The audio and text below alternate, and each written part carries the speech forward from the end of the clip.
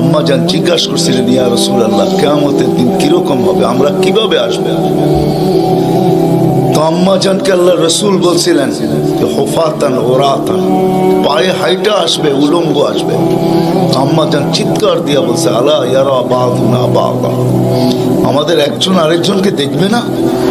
আল্লাহ রসুল আম্মা জানের কোলে শোয়া ছিলেন, উঠা বসছেন, চেহারা রং পরিবর্তন হয়ে গেছে, আর বলছে, আয়েশা ইয়াউমুন আসির, আয়েশা বড় কঠিন দিন।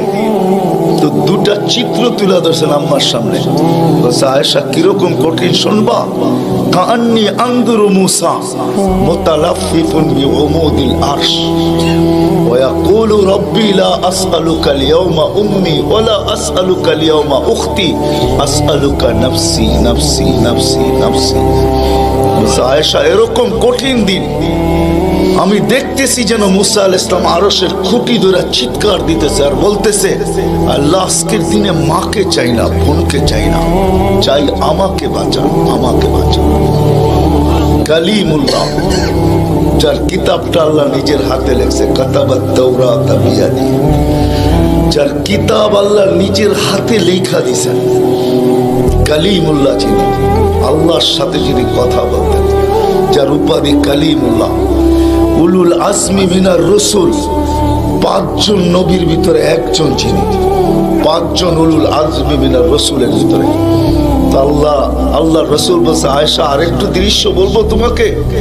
তো বলছে, ইয়া রাসূলুল্লাহ বলেন।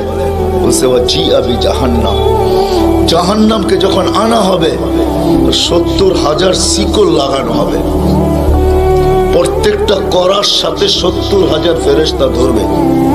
তারপরও জাহান্নাম ছুটবে, সব ফেরেশতাদের হাতের থেকে ছুটা নিচে কিয়ামতের দিন মাঠের দিকে যখন ভাগতে থাকবে, তো জিবরিল আলাইহিস সালাম আল্লাহর পাশে থাকবে, চিৎকার দিয়া বসা পড়বে আর বলবে, রব্বি সাল্লিম সাল্লিম, রব আমাকে বাঁচান, আমাকে বাঁচান।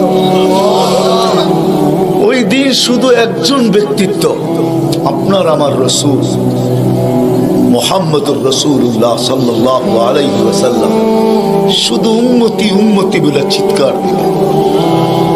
আল্লাহ এটাই জবাব দিতেছেন, আনতা তাকুল উম্মতি, আমি জানি আপনি উম্মতি বলে চিৎকার দিবেন, কেন এখানে শুধু ব্যথা উম্মতের, আর কোনো ব্যথা নেই, কোনো ব্যথা নাই, শুধু ব্যথা উম্মতের ব্যথা।